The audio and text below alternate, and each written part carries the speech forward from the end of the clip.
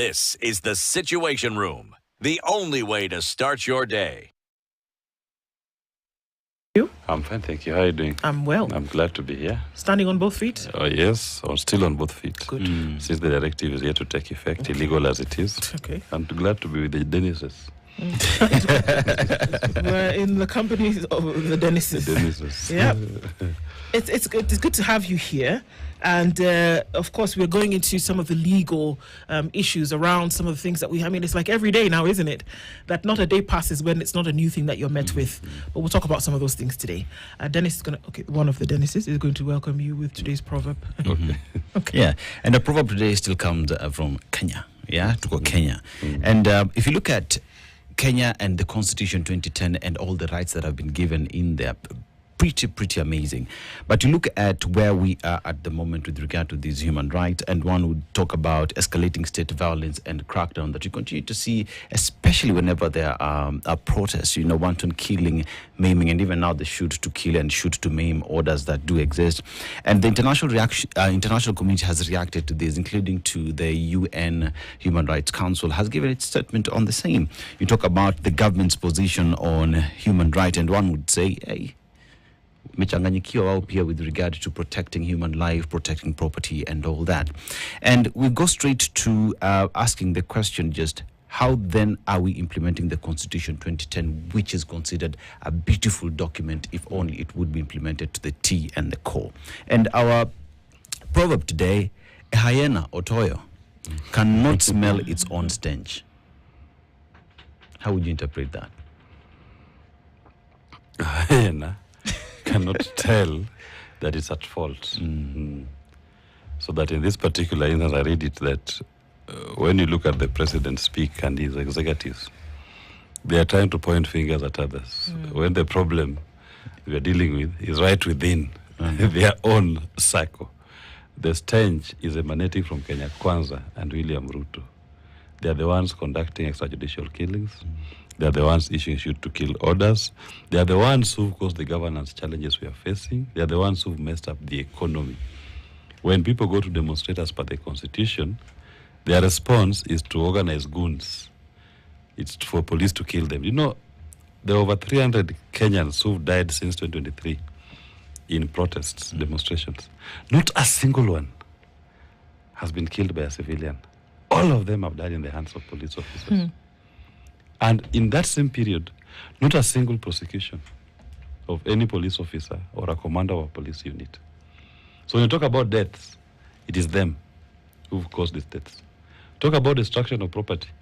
Who mobilizes goons here and they walk around within give them safe passage to cause mayhem? We saw police vehicles escorting goons. So yes, this hyena that cannot smell its own stench think that it is the people of Kenya who are stinking. They are the ones who are stinking. It's coming from them, not from the people. Okay. Well, you've been putting together some interesting comments over the last 24 to 48 hours. And like I told you when we were on the break, then I've been reading them and it made for some good reading, but at the same time, some good introspection of certain things. And I'm just going to share those right now with your permission. You cannot bomb your way into legitimacy. You cannot abduct your way into leadership. You cannot terrorize a nation and then ask them to sit down for tea. This country is not broken, it is betrayed, and it will not heal until the betrayers are gone. You go on to say, the fight for freedom, you have quoted Oliver Tambo here, must go on until it is won, until our country is free and happy and peaceful as part of the community of man. We cannot rest. You then said that raw power breeds paranoia. The more power one accumulates, the more they fear losing it. Every shadow becomes a threat, every voice of dissent a conspiracy. That's why tyrants often silence even their allies. Do you know what raw power does to the brain? It turns presidents into pharaohs, lawmakers into lapdogs, patriots into prisoners, and nations into open-air graves. Sellouts, betrayers, opportunists cloaked in neutrality. If you're neutral in situations of injustice, you have chosen the side of the oppressor. There you quote Desmond Tutu. This is not the time for fence sitting. And this is the last one. Silence is complicity. Neutrality is cowardice dressed in academic language. When citizens are shot for marching, abducted for tweeting, and smeared for dreaming, you don't get to hide behind peace talk platitudes. You're either with the people or you're with the regime.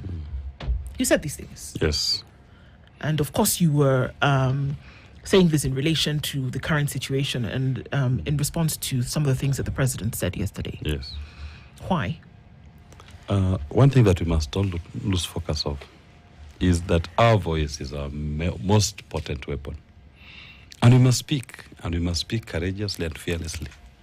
Because if you leave it that when the president issues a threat, or the CS Interior issues a threat, or the police IG issues a threat, that now we all cower. If we don't speak it, what will the people have? We must give them courage and then show them that there's more beyond these people. At the end of the day, our fidelity is only to the Constitution, not individuals. The only thing you should fear in this republic is God and the Constitution. Everybody else is fair play. And there's nothing special about a politician or somebody in political office or leadership. You are there because the Constitution makes you that person. It's not because of your supermighty powers or your kingdom that you inherited from your father. No. It's because the Constitution made you a president or a CS as sanctioned by the people. So why should we not call them out? Look at those who keep quiet in times of atrocity. Who are they supporting? Who are they helping? And when Desmond said it in South Africa, it was a cry of those who are sympathetic, quiet when the apartheid regime was causing them mayhem. And it was simply, even Martin Luther King, I think the original was Martin Luther King, Desmond just repeated it. It was about the silence. And what is we must measure the impact of that silence. Who does it benefit when you keep quiet? When you measure it, who does it benefit? It doesn't benefit the victim. It benefits the oppressor. Because when there's no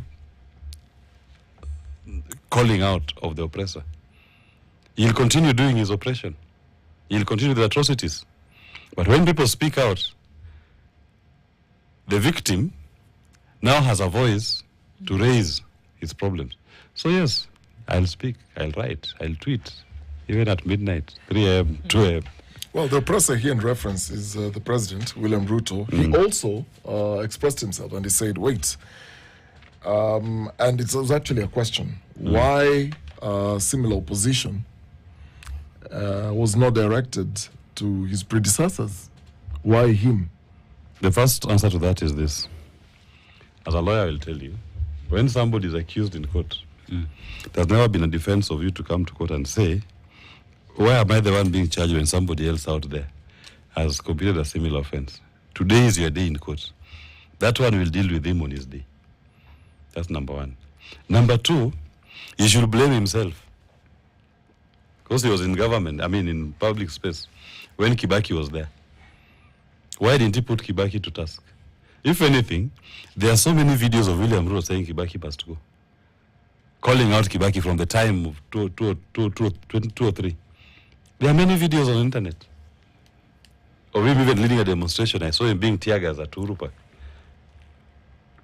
When Uhuru was president, he was there committing atrocities with him. You should even be lucky that Kenyans were not as agitated as they are today. But still, even during Kibaki's time, people on the streets here, we had our constitution and our voices. People were speaking. Today, he's now dealing with an increased number of Kenyans. The population has increased, number one. Number two, a more enlightened Kenyans.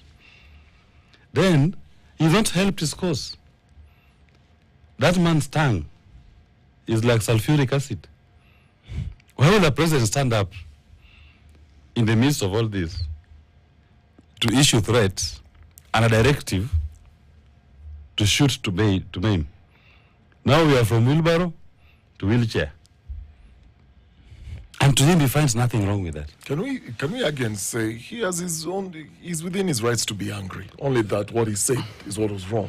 No. Even in your right to be angry, then somebody just can also say, I have a right to be angry, then I can kill someone. If you can't control your anger, that is why we have therapy. That's why we have hospitals. That you're a sick person. If you can't control your anger, go and see a specialist to help you with anger management. You cannot say that I'm angry, now I'm calling for shoot to maim. in terms of exercise of the use of firearms in this country, it's heavily regulated. But with William Ruto's administration, the firearm appears like a chicken leg, just being dished carelessly and used carelessly because a Kenyan has said something that the political establishment doesn't like.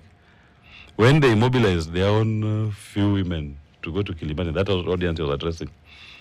That was a demonstration. Those people, it was their right to be mobilized, to demonstrate their support or liking for him. Why didn't they shoot him? If the message of the demonstration favors him, there's no shooting. Well, he's directing the shooting directive to people he calls protesters who are out to destroy property, destroy businesses, and to destabilize the country. And he's after them, saying that they're trying to overthrow him. Number one, the police cannot be the complainant, they cannot be the investigator, they cannot be the prosecutor, they cannot be the judge, jury, and executioner. If somebody has committed a criminal act, you think they have committed a criminal act, we have the due process of the law provided for. Arrest him, arraign him, take him to court. And the last I checked, in our laws, unlawful assembly, if at all there is one that's an offense, the penalty is not to be shot in the leg. To even commit an act of destruction of property, malicious damage to property, the penalty is imprisonment, it's not being shot in the leg. So where does this thing of shooting in the leg come from? It's not supported by the law. So is it trying to tell us that he's changed the application of the law as we know it to be his own whims? And at what point does the police say, this one is somebody who meets the threshold to be shot in the leg? Could it be perceived as something else, another directive, essentially him saying that those who go against the law should be punished?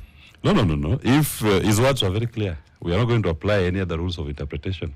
He specifically directed, if you see, shoot in the leg. Piga yeye risasi kwa mguu. If you see any of these guys burning down or destroying someone's property. Piga yeye risasi kwa mguu. Akienda hospitali. If you see somebody committing an offense, number one, at first it's subjective. Your duty as a law enforcement agency is to apprehend that person, take him to court. There is nowhere that it says if you see someone committing an offense, shoot them in the leg. If you have a problem, if you need to use a firearm, the parameters within which a firearm can be used are prescribed in the law. And if whatever threat you're seeing at that whatever instance you're seeing at that particular point does not meet the thresholds in the act, you don't use it. Well, we hear enough is enough. Enough is enough in terms of people looting and destroying property. What we're not hearing is enough. Police, stop killing innocent Kenyans during demos. Please follow the law. Why are we applying these to favor one party? Because what happens is this: legacy politicians, when they're not able to account to the people, they resort to threats. When people are demanding for accountability, applying their constitution to demand for accountability, their response is threats. Some even you hear saying that, you have to wait until 2027. No. The constitution did not say Article 37, the right to demonstrate peaceably and armed and to picket, can only be exercised once in 5 years or in 4 years. No. It's a right that exists every day. And it's also within the right of any Kenyan to demonstrate on any issue. A Kenyan can even demonstrate every single day of his life that Ruto must go. That is the only message of his demonstration. That is his right. As long as you are peaceably and unarmed, you can demonstrate every single day you wake up. My demonstration is about Ruto must go. He doesn't have to wait for any term limit or any time of elections. And going, within our constitution, there are parameters of going. One of them, he can resign. That's a way of going. 2, he can be impeached. That's a way of going. 3, maybe he's unable to perform, he's incapacitated, unable to perform the functions of his office. And 4, God forbid, he dies, natural attrition. All those are parameters that he can leave before the end of his term. And what's the problem? If a Kenyan prays for any of these 4, He says that You ask him to resign. He says that somebody wants to overthrow him, though. These are the words that he used, that he will not allow a situation whereby he be overthrown. Nobody intends to overthrow him, I believe. It's the Kenyan people who are asserting their sovereignty. And if the overwhelming numbers of Kenyans are saying, you failed us in delivering on the mandate, it's well within the right of the Kenyans to demand of him resign. That is in the constitution. Yes, there are Kenyans who will say, we don't want to wait for the next elections. Resign. If I ask of him to resign, is that an illegal thing? No. It's in the constitution. I'd like us to listen to the words of former Deputy President Rigathi Gachagua when he was actually responding to this one thing. Let's hear what he had to say. There is an attempt to overthrow your government. Is for you to have the opportunity to use a terrorism act to profile communities and to persecute leaders who are opposed to your administration. Please relax. We want you to serve your one term. Nobody wants you out of government, and constitutionally, nobody has any plan to overthrow your administration.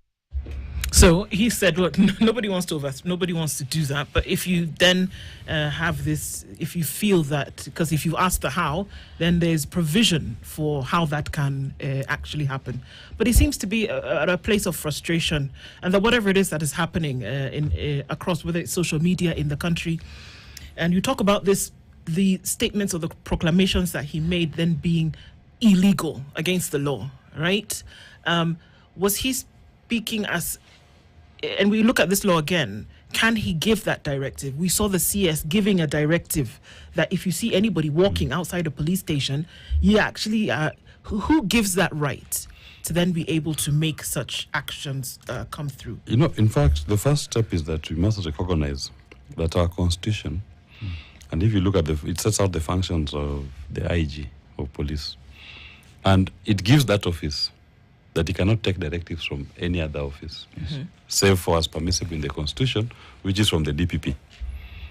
But legacy politicians have circumvented our police service, and our IGs have been serving at the mercy of legacy politicians. So whereas the constitution does not say that the president can direct him or the CS can direct him, and normally if you question them, when they're put on the spot, they say, no, I have no power in the constitution to issue directives. But the practice is, they do issue directives. And these directives that they've been issued to the police are unconstitutional, they're illegal. But they do it to undermine our constitution. But the most important thing is, they do it to further their own selfish political interests and to try to thwart the demand for accountability from the people of Kenya. So is the kitchen too hot for the president, that he has to issue unconstitutional directives to the police? And when you look at that as well, there's a listener who's asked a question. I will pose it to you again. Is the police behaving as if they are protected with the justice system in the country? You know, what we must say then, one is this. The justice system has not protected the police. Legacy politicians are giving them political cover. But I have a message for the police, and especially the police commanders. I have a message for you. The beauty of our criminal justice system is that there is no limitation of action for criminal offenses. The things you are doing, we will follow you even when you are retired. Those files will be active and you'll be called to account. And most of the police commanders. Because we now have the International Crimes Act, which applies in Kenya. And some of these offenses are being committed all over here. The doctrine of command responsibility applies. The officers who have command responsibility of the units, starting from the OCSs, the OCPDs, the county commanders, all the way to the national establishment, the DCI and the DCIOs and the RGCIOs and the IG and the DCI himself. They are commanders, and they will qualify as candidates to be tried under the command responsibility doctrine for all these killings that we are witnessing, all this enforced disappearance of the people of Kenya, all these acts of torture that we are witnessing. These are crimes that are recognized in the International Crimes Act. and will apply the doctrine of command responsibility. And I assure you, commanders who've served with units that have committed these atrocities, one assurance I give them, your day in court will come. Even if it doesn't come today, but I assure you we'll make sure that we follow you. Even in retirement, even if you're 80-year-old, we will come for you and make sure that you are tried in court and answer to the atrocities committed by the units that were under your control. It has happened before. They tried to protect the ones in the Baby Peto case that I'm helping to prosecute. 12 police commanders were arraigned in court for the killings of 69 people in Kisumu, including Baby Pendo. The DPP has regularly dropped charges against 8. They are still not yet free. We are going to challenge that act by the DPP very soon. 4 have been charged in court. So there's no place to hide. Well, Wakili, outside the institutions you've just mentioned, there is also this conversation about ICC. How far can this go? One thing that we must first say is that for these crimes, if you look at the thresholds for crimes that can be tried in the ICC, number one, they must be systemic. They must be widespread and targeted against a civilian population. You can see they are organized, they are widespread, they are targeting a civilian population, and they are being done by an organized group, the state. So it has met the threshold, if you ask me. The threshold for international crimes has been met. These are crimes against humanity. And I will not be surprised when in the not so far future, you're going to see indictments being issued. But I will not even be concerned more about ICC. That's even a more laborious process. It takes more time, timorous. What we are now exploring as options, we have the concept of universal jurisdiction, where there are countries across the globe that have recognized that there are certain crimes when committed against civilians. They are so serious that they concern us, even if the crime is not committed in our country, that does not even affect our national, but it affects a human being. So under the concept of universal jurisdiction, we'll just go shop around here, across the globe. There are some countries in Africa. Most of them are in Europe, where you'll just go and take file your docket and seal docket, and the magistrate will issue a warrant of arrest. Even before. From another country? Yes. How do you... Another court? There was a time when Rwanda president had a warrant of arrest, I think, in France and in Belgium. Yes. Did it involve nationals of those countries? But what are the chances of honoring those? No. The main thing is to start. You raise the tempo. Of course, for the situation in Rwanda, it was a bit more delicate than Kenya, so they had to deal with it diplomatically at some point. But it happened. So in the Kenyan context... In the Kenyan context, what stops me from applying for warrants against Bungei or any other police officer here? But not against the president? I can, even against the president. In those countries, they'll seal it and unseal it. You go and unseal in another country and they'll issue it. So, there are many avenues that these things can be pursued. But for now, we are 2 years to the general election. Who said? He said... Who said we must wait? I'm quoting the president. Okay. I'm quoting the president. What he said is, tukutane kwa debe in 2027. If your policies, you feel they're better than mine, let's meet at the ballot. So with those options that you had earlier given, there is no chance that he's resigning. There is no chance that he's going to... that is going to be unwell or impeached. That those are not possibilities. So the only option at the moment that is viable, according to him, is wait until 2027. But that is correct. Looking at if you watched his statement, as a lawyer, you try to cross-examine his statement, his demeanor, his body language. What do you make of it? What's your reading about everything in context? In fact, for me, every time I see William Ruto angry, then I know he has lost it. He has no more plan. That's the same William Ruto was frothing in the mouth, telling Raila, hamtanitisha. Enough. Hakuna. It will not happen again. in 2023. It didn't take 2 weeks, and they were doing their NADCO. The same one stood here, kifua mbele, ati pitisha raka. Those terrorists will see. Call out the army. Next day, sons and daughters, I reject the finance bill. That's the one that you say can do anything. William Ruto is not a monarch. He's a president of a republic, not a king in a monarchy. To think that he can threaten the use of force. So if you want to kill, no, I always say this. When a regime kills the first person, once the first person dies, going forward is about defining your exit.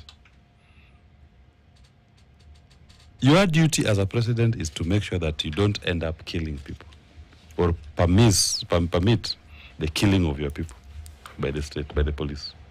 Because the moment the first one is killed, rest assured there will be a reaction from the people. And your state apparatus will react by killing more. So if they kill 1 today, tomorrow they'll kill 3. The next day they'll kill 4. So it's now a path that you're defining that to you is about death. But the more people you kill, the more boldened, the more the demand for your exit will increase. The more people will keep challenging you. You're just making the situation more dire. So in your best of interest, when you find yourself in such a situation, what you should be talking about is how to retreat, retrace your footsteps, and find a genuine engagement with your people to address their issues. You cannot be standing there to issue more threats and promises of more deaths. It doesn't help your cause. It simply means now the demand for your neck to be arraigned in court once you leave office will grow louder. It's not helping him.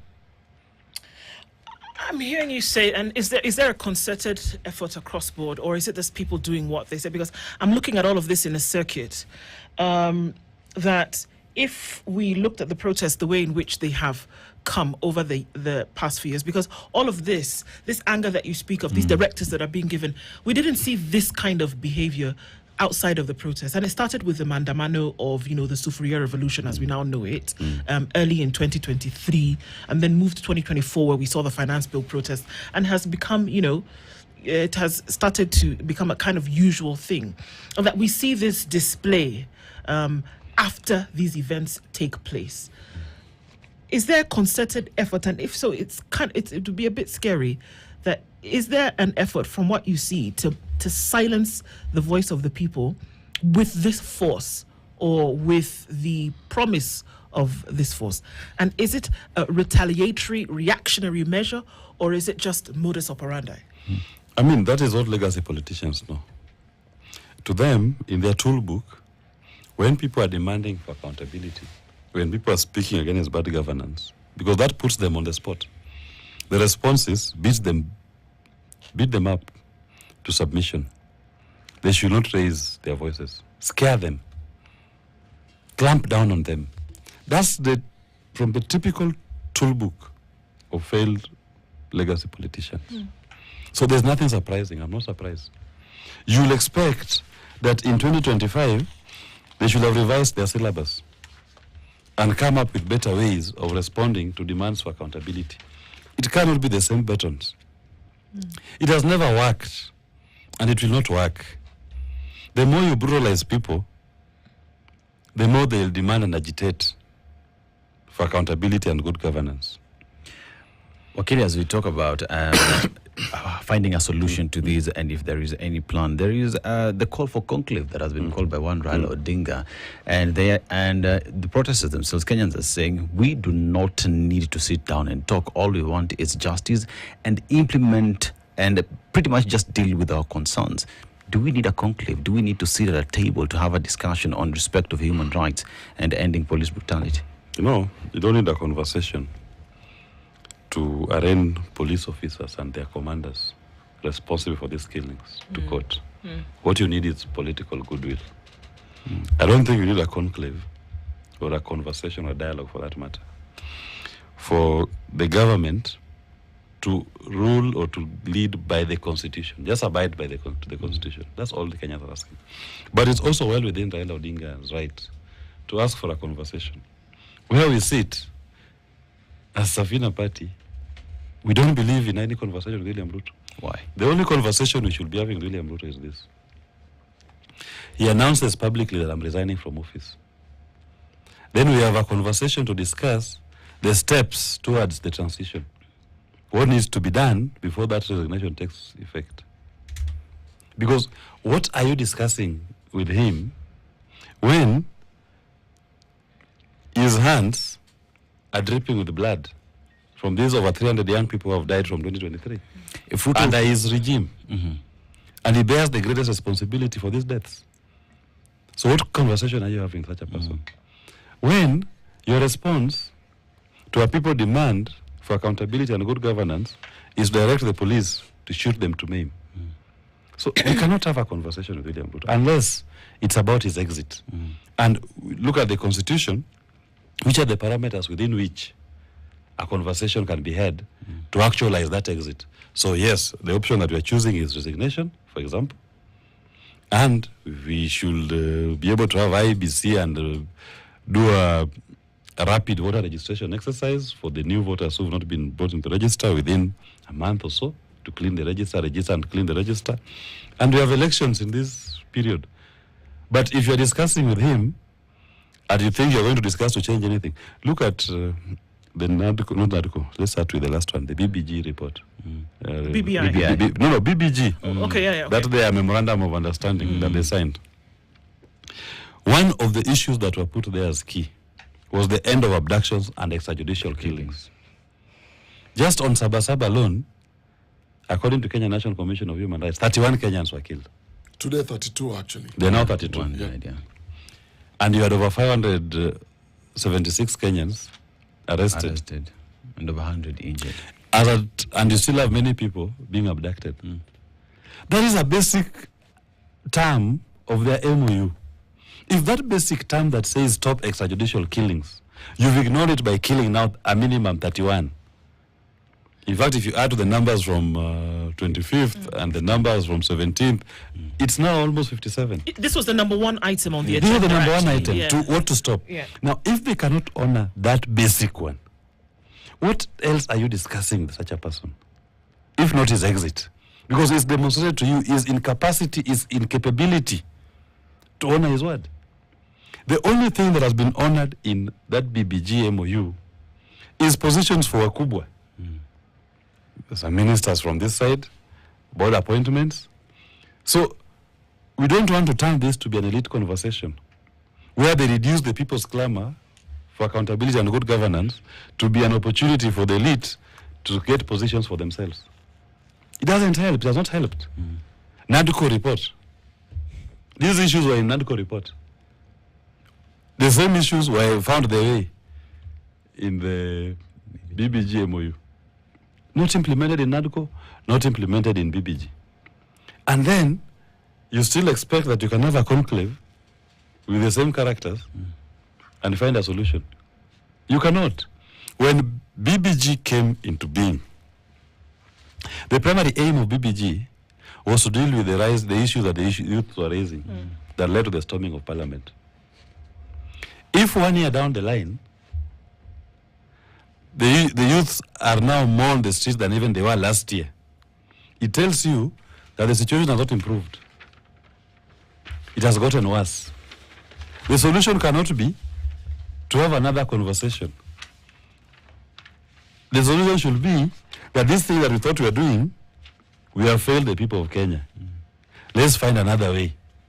And that another way is, let William Ruto resign, as allowed in the Constitution, and invite the country. Can you people have a conversation to chart the way forward? How do we get back to elections effective from the effective date of my resignation? I am Pharaoh. I have let my people to go. Let them go to Canaan. But it cannot be that you're still going to talk to Pharaoh to discuss the terms of living. And you want to discuss how you're living with Pharaoh. in Egypt, Pharaoh is going to get whips of scorpions to whip you, and now he'll tell them to double the torture. It's not going to get any better. And Pharaoh is not helping himself. When Pharaoh stands up to speak, he threatens death, maiming. And you expect people to go to have that conversation with Pharaoh when he has promised you more killings and more injuries. You cannot have a genuine conversation in such a situation. Let's go back to the protest for a moment. And I'm just drawing this from President Ruto's statement. Well, he's rejected, and this is not the first time he's done this, he's rejected the narrative of protest, insisting that they've been hijacked and there are political actors who are fanning off the flames of discontent to disrupt national stability. And that's what led him to ask the question, why cause the chaos now during my time? Why not during President Kibaki's time or President Uhuru's time? Is this conversation veering off, or is this conversation of infiltration distracting the core issues of why people are agitating for accountability, good governance, good governance, leadership, justice? Is this a distraction? Because from both sides, so from the president's side, there are people who actually infiltrated these protests, and they're criminals or terrorists. Now, from the other side, the accusation is, no, it's the state that is sponsoring these goons to destroy property during protest. It is not us. So, on the baseline, it is these two groups now accusing each other, but down here, the people who are constantly suffering every time we have this. Is the conversation being hijacked by the political class of the key issues that Kenyans are going through? You know, the first thing that you must note, these legacy politicians, they're talking to themselves. Kenyans are not in that conversation. No one cares about them, by the way. They are the problem. Yeah. From both sides? From both sides. We are here because of 60 years of legacy politics. That's why we are where we are. And I can tell you, no one can claim to be the leader of these demonstrations, or even to be the one that represents the voice of the people. Nobody. Every Kenyan is speaking as a sovereign and demanding for a better country on their own. Let them even try to have their national or their conclave or their conversation, whichever way. Let them have it. And you'll see the Kenyan people reject them unanimously and continue with the demonstrations. Yeah. It's not like the state has not tried. They've tried even to marshal some of the young people and try to prop them to become leaders of the youth to speak on their behalf and to have a conversation with them. What happened? They're all cancelled. Sure. Because what we are demanding for, it is affecting everybody in their home. When you talk about a failed economy, everybody in the evening has a conversation with the economy at the dinner table if there's one. Many don't even have that dinner table to begin with. But they are confronted with the economic challenge. Whereas the politics or the side that any individual would want to be on in this discourse will take center stage, we must ask the question, just like you say, the reasons or the agenda behind protests in the first place that has not been addressed. Kenya is not unique in this sense that protests take place in this country. They take place around the world. The question is, and I think that perhaps we don't address, is what do you do as government when you're met by these issues that then dress themselves up in protests? What do you do? Many would say that what you don't do is shoot people in cold blood. What you don't do is take life or meet it with violence. What do you do that is constitutional, that is legal? What do you do? Do you address people? Do you know How? the beauty about the protests happening in Kenya today is that the issues that are leading to the protests are known. It's the economy. That tied to all of this is the economy. Forgive me before you get into governance issues. It's more the economy. And the army that you see out there of young people should even worry any administration that cares that you have all these young people young, energetic, in their prime, unemployed, that when called upon to fight for their rights, they can self-mobilize and come to speak on the economy. So your response should be, how do I deal with this economic problem? And so far the solution William Ruto's constitution has proposed is not working. They thought by shipping Kenyans to become slaves in the Middle East is a solution to the young people's problem here. You cannot ship all Kenyans to become slaves in the Middle East. Not sustainable. Deal with the problem.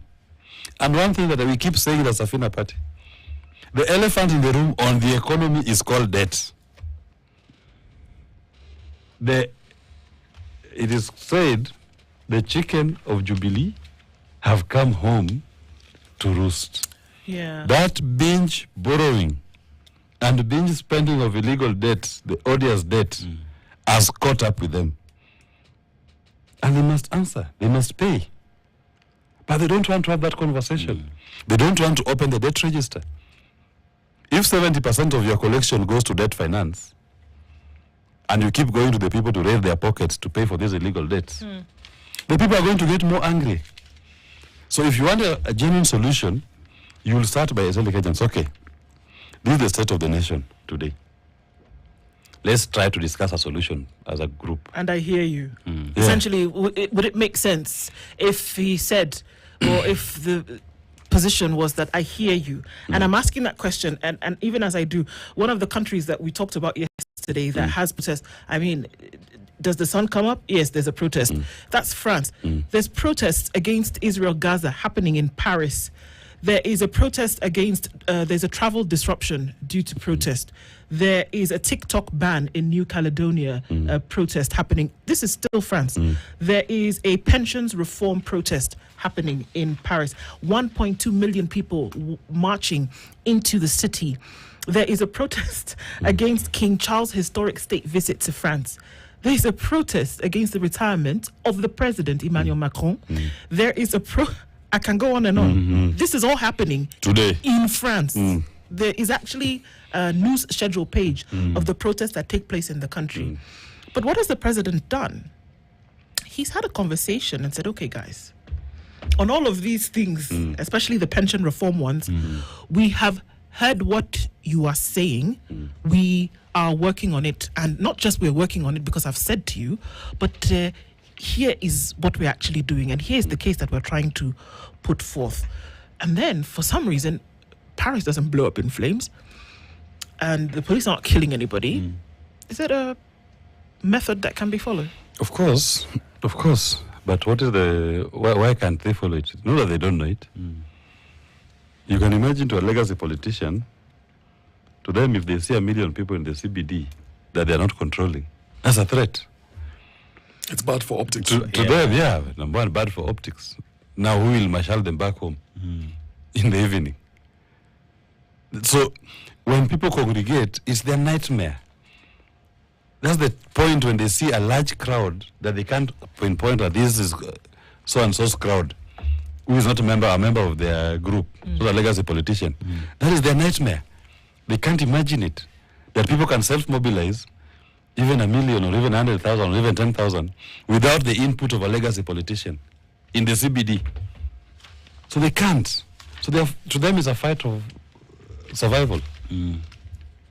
They are seeing a threat. They are not genuinely seeing that this is an issue being raised by the people.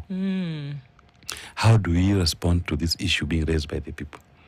How do we engage with them? Because if it was about engagement, even first you start with what we call the goodwill. How you address people changes. You start talking to people in a respectful manner. I recognize the issues you've raised. We are faced with the following challenges. We invite suggestions. But you don't start by threats. Promises of death and maiming. And you expect you'll have a conversation post that. It can't. Willis, do you believe with this idea that, and for the longest time, the people who say every week there's something new that is said to direct our attention to that thing, but there's something that is going on under the carpets. And every week, and we keep having different conversations. So today, we're discussing the president's statement yesterday. And there was the reaction now from what you're referring to, the other side of the legacy politicians. Then tomorrow, there will be something else.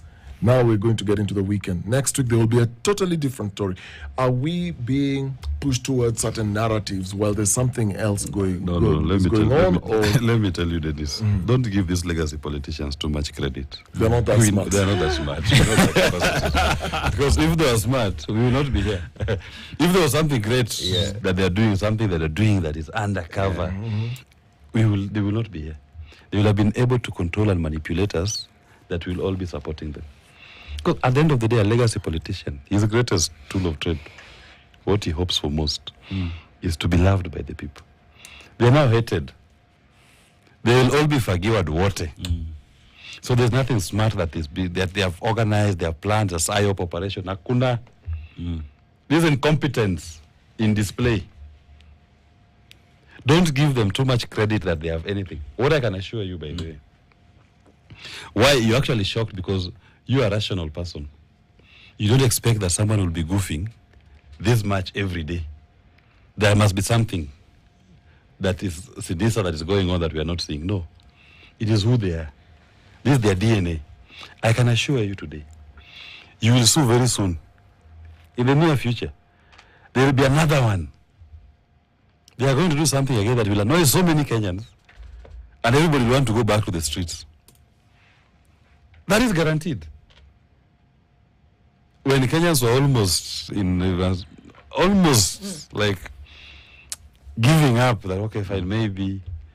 What sends the IG Lagat to go and complain against Albert? And they send police units to pick him from Homa Bay, bring him to Nairobi and torture him to death. Just before the anniversary of June 25th. What was that? No one saw it. Then after Albert is killed, and Kenyans are doing their memorial, Murkomen there shoot to kill order. No one expected it. You have to tell me that he was planning, let me now say this one to allow me to do this thing. No, it's incompetence in display. When Ruto spoke yesterday to say that don't kill them, shoot in the leg, to him they thought now we are cleaning it. And it will look good. It's non-lethal. It's non-lethal. Yeah. Oh, I mean, it's ridiculous. It is incompetence, and it's now demonstrating to you the capacities of these legacy politicians. And there is that capacity that rests in the people of Kenya, the rest of us here, Kenyans, it is lacking in legacy politicians. All they have, and they've had all these years, is courage and conviction to pursue the buffoonery. While those of us were methodical in how we engage with governance. Willis Otieno is an advocate of the High Court. He's been our guest this hour, and just getting those insights. It's very clear that still there's some way to go and to continue with these. Thank you for being here this morning and sharing your insights with us, Willis. And it's hope that we can pick up on some of these things and actually push forward in this discourse. Asante Sana. Good morning at 9:01. This is the Situation Room, the only way to start your day.